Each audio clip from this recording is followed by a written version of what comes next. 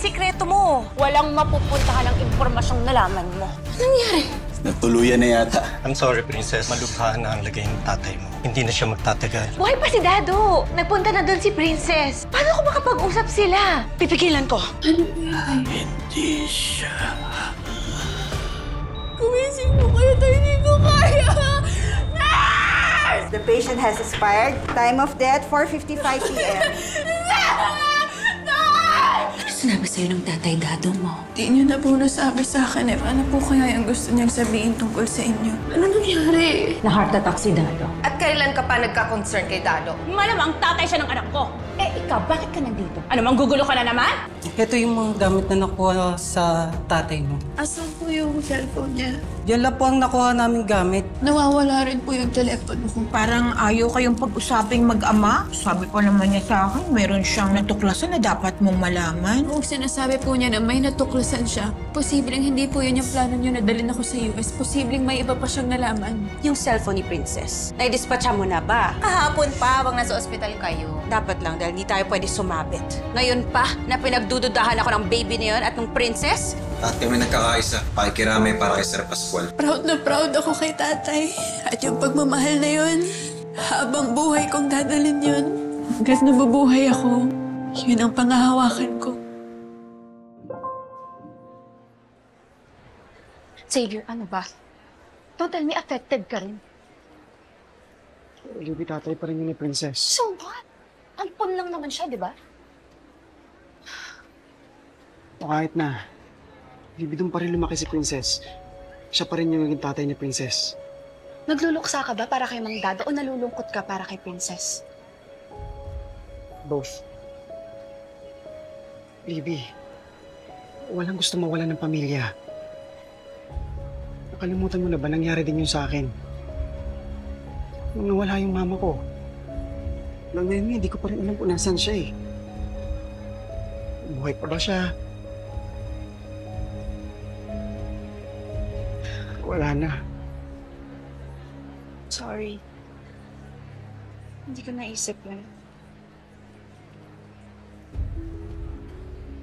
Alam mo kasi kung gaano kahirap yung pinagdadaanan niya ni Princess eh. Xavier, wala ka nang magagawa.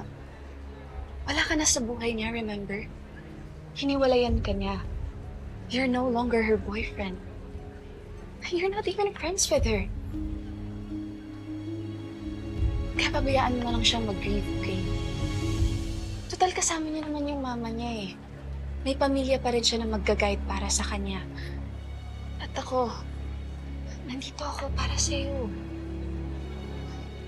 Okay?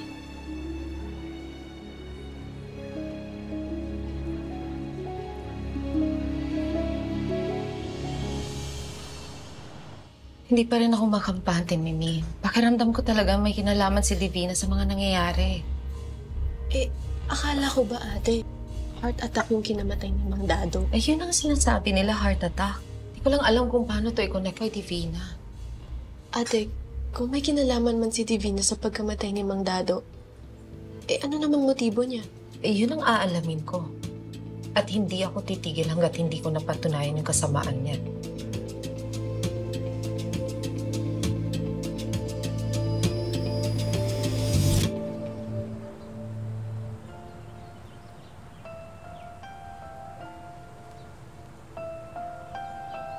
Eternal rest grant unto Diosdado Pascual, O Lord,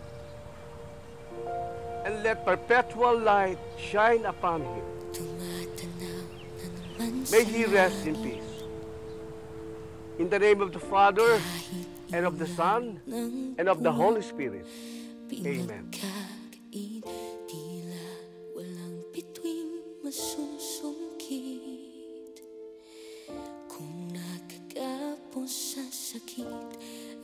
Hindi tayo magkadugo, pero ikaw, tatay, ang naging pamilya ko.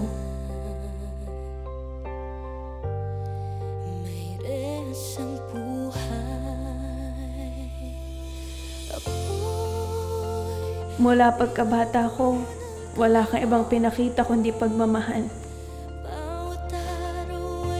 At kahit nangungulila ako sa pagmamahal ng isang ina, hindi ka nagkulang, tay. Ang pagmamahal mo ay sapat para maramdaman kong buo pa rin ang pagkatao ko kahit walang nanay.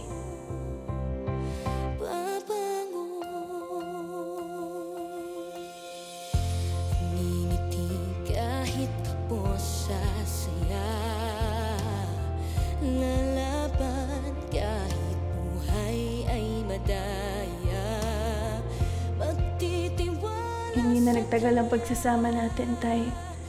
Hindi ko kalilimutan ang mga pangaral mo, Tatay Dado. Sana, gabayan niyo pa rin po ako. Alam kong nakatingin ka sa akin mula sa taas. Lahat ng tagumpay ko, sa'yo ko pa rin iaalay. Mahal na mahal kita, Tatay.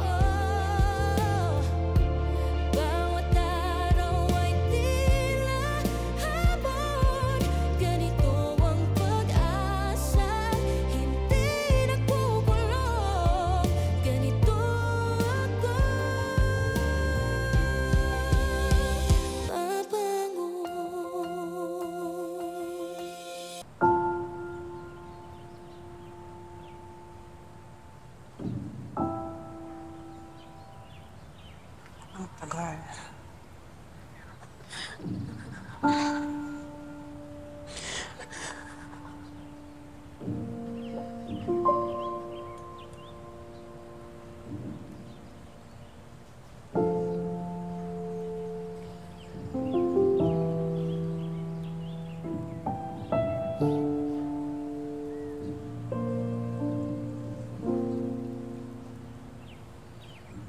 Anak, tama na.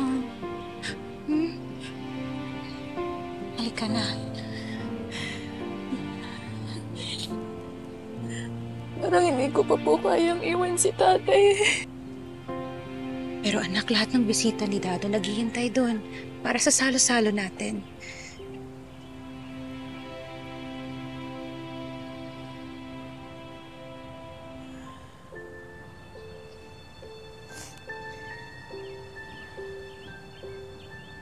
Salamat po sa lahat ng ginawa mo, Mama. Para sa wake at funeral ni Tatay. Sobrang na-appreciate ko po yun. Kapa, Princess. Laki ng utang ng loob ko kay Dado. Kung hindi dahil sa kanya, hindi tayo magkikita. Dapat lang na ginawa ko to para sa kanya.